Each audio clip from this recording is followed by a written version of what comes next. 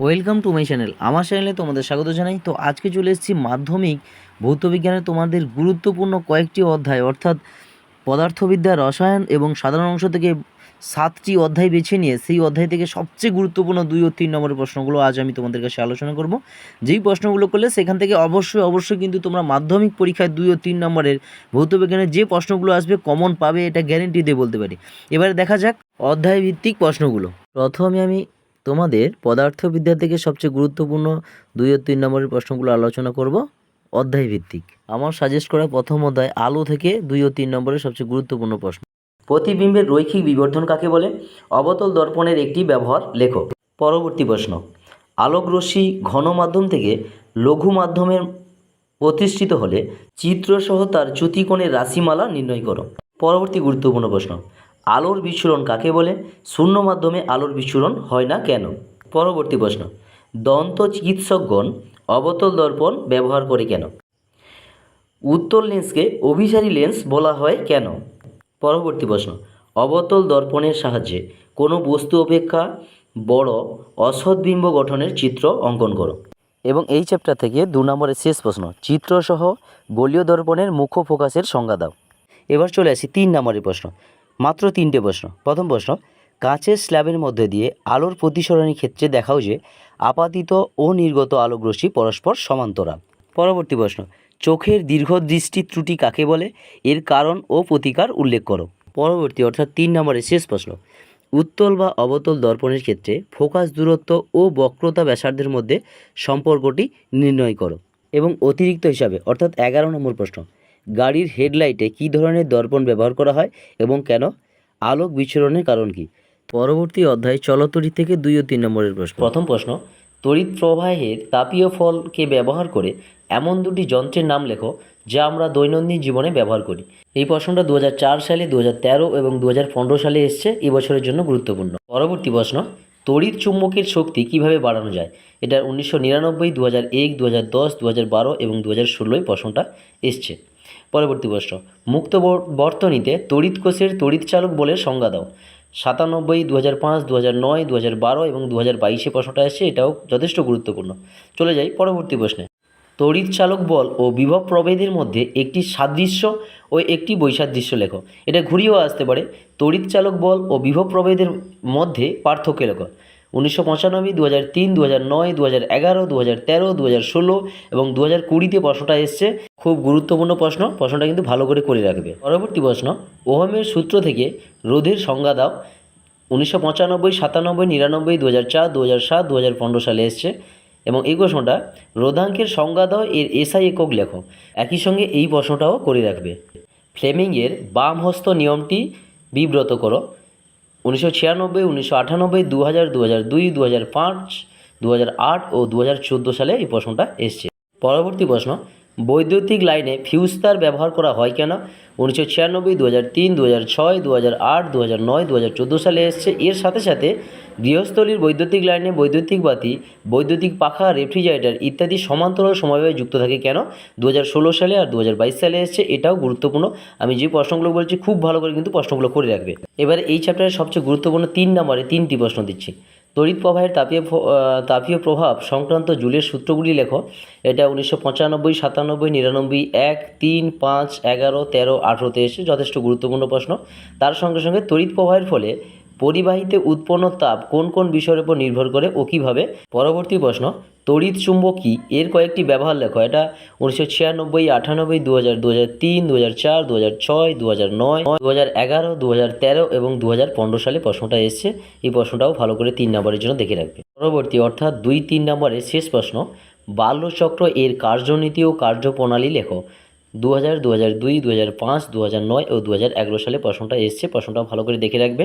এবং এই চ্যাপ্টার থেকে অতিরিক্ত আমার 3 নম্বরের শেষ প্রশ্ন, সমান্তরাল সমবায়ে 3টি রোধ R1, R2, R3 যুক্ত থাকলে তাদের তুল্য রোধ কত হবে নির্ণয় করো।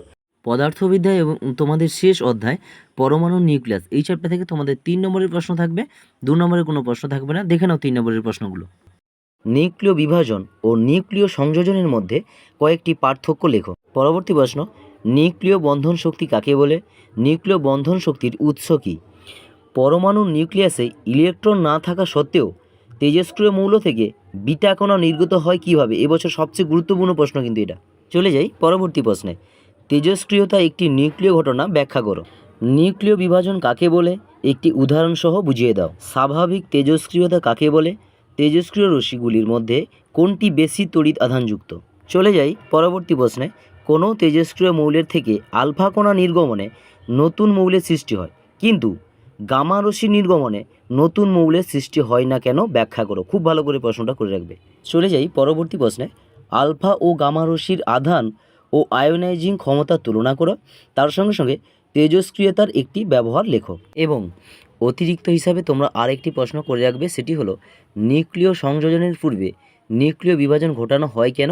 ব্যাখ্যা দাও। এবার চলে আসি তোমাদের ভৌতবিজ্ঞানের আরেকটি পাঠ, সাধারণ অংশ থেকে।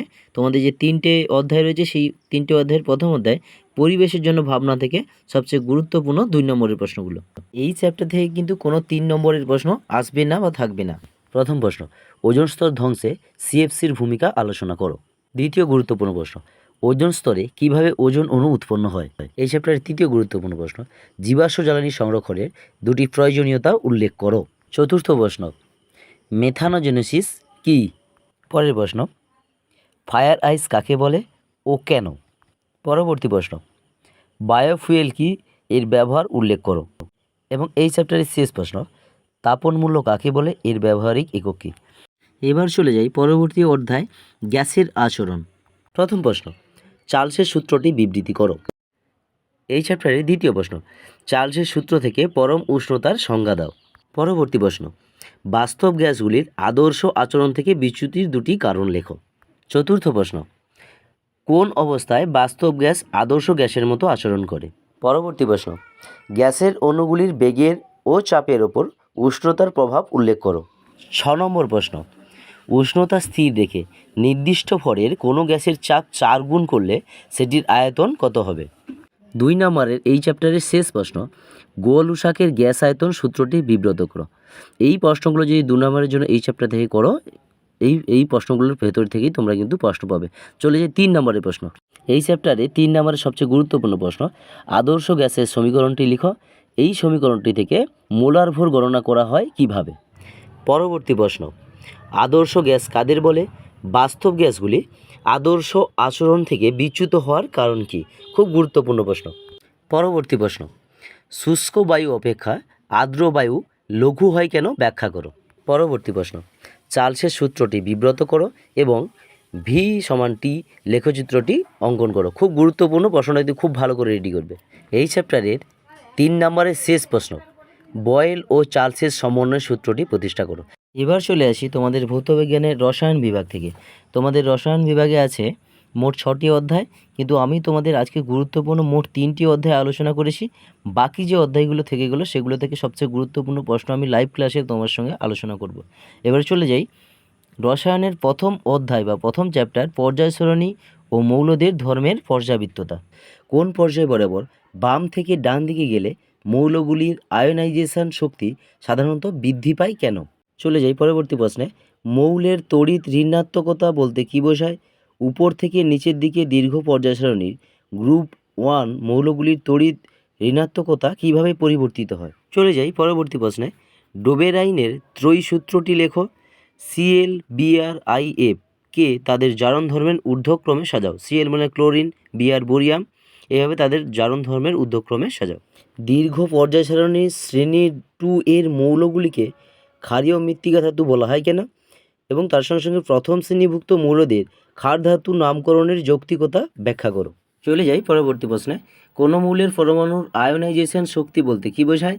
এলআই মানে লিথিয়াম, আরবি কে এনএ কে আয়োনাইজেশন শক্তির ঊর্ধ্বক্রমে সাজাও। এবং পরবর্তী, মৌলসমূহের পর্যাবৃত্ত ধর্ম বলতে কী বোঝায়? একটি উদাহরণসহ লেখো। তার সঙ্গে সঙ্গে একটি ধর্মের উল্লেখ করো যেটি পর্যাবৃত্ত ধর্ম নয়। এবং এই চ্যাপ্টারে 3 নম্বরের আমার শেষ প্রশ্ন, মেন্ডেলিভের পর্যায় সারণী 3টি ত্রুটি আলোচনা করো। তার সঙ্গে সঙ্গে নিষ্ক্রিয় মৌলগুলি কোন শ্রেণীতে অবস্থিত? এদের নিষ্ক্রিয় মৌল বলা হয় কেন? তোমাদের ভৌতবিজ্ঞানের রসায়নের শেষ অধ্যায় জৈব রসায়ন থেকে এই পরবর্তী প্রশ্নগুলো আলোচনা করব এবং এই রসায়ন চ্যাপ্টারে যে 4টি চ্যাপ্টার বাকি থেকে গেল পরবর্তী একটি ভিডিওতে তোমাদের এই 4টা চ্যাপ্টার শুধুমাত্র এই 4টা চ্যাপ্টার নিয়ে একটি ভিডিও করে দেবো। এখন চলে যাই জৈব রসায়নের সবচেয়ে গুরুত্বপূর্ণ 2 ও 3 নম্বরের প্রশ্নগুলো নিয়ে। জৈব ভঙ্গুর পলিমার কি? উদাহরণ দাও। তার সঙ্গে সঙ্গে ক্যাটিনেশন ধর্ম কাকে বলে? পরবর্তী প্রশ্ন, কার্যকরী মূলক ঘটিত সমাবয়বতা বলতে কি বোঝায়? একটি উদাহরণ দাও। টেফলনের মনোমার কি? এর একটি ব্যবহার উল্লেখ করো। পরবর্তী গুরুত্বপূর্ণ প্রশ্ন, সিএনজি এর উৎস ও ব্যবহার লেখো। সমাবয়বতা কাকে বলে? উদাহরণ সহ আলোচনা করো। চলে যাই পরবর্তী গুরুত্বপূর্ণ প্রশ্নে, জৈব ও অজৈব যৌগের দুটি পার্থক্য লেখো। যথেষ্ট গুরুত্বপূর্ণ এই বছরের জন্য। একটি বিক্রিয়া দ্বারা দেখাও যে ইথিলিন ও অ্যাসিটিলিন একটি অসম্পৃক্ত যৌগ। প্রদত্ত যৌগগুলির IUPAC নাম লেখো। CH3 CH2 CH2OH, CH3 CH2 CHO, CH3 CHOH, CH3 CH3 CH2 COOH। তো এইগুলো তোমাকে করতে হবে, যথেষ্ট গুরুত্বপূর্ণ এবছরের জন্য। এবার চলে আসে এই চ্যাপ্টারের সবচেয়ে গুরুত্বপূর্ণ 3 নম্বরের প্রথম প্রশ্ন, LPG ও CNG এর মুখ্য উপাদানগুলির নাম লেখো। যানবাহনের জ্বালানি হিসাবে ব্যবহার করলে পেট্রোল ও CNG এর মধ্যে কোনটি অপেক্ষাকৃত কম বায়ু দূষণ সৃষ্টি করে? চলে যাই পরবর্তী প্রশ্নে, C2H6কে সম্পৃক্ত হাইড্রোকার্বন বলা হয় কিন্তু C2H4কে অসম্পৃক্ত হাইড্রোকার্বন বলা হয় কেন?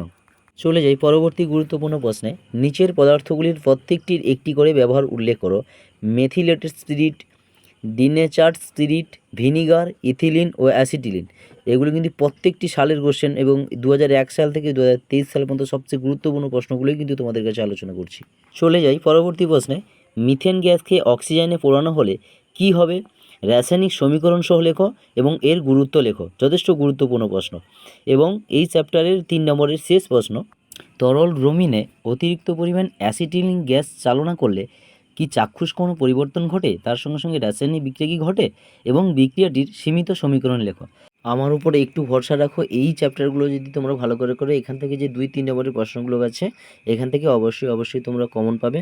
এবং যে চ্যাপ্টারগুলো থেকে গেল সেই চ্যাপ্টারগুলো আমি অবশ্যই পরবর্তীতে এই 4টা চ্যাপ্টারের উপরে আরেকটি ভিডিও করে তোমাদের দিয়ে দেবো। তবে টেস্ট ও ফাইনালের জন্য এই প্রশ্নগুলো তোমরা ভালো করে এখান থেকে কিন্তু তোমরা প্রশ্ন অবশ্যই কমন পাচ্ছ।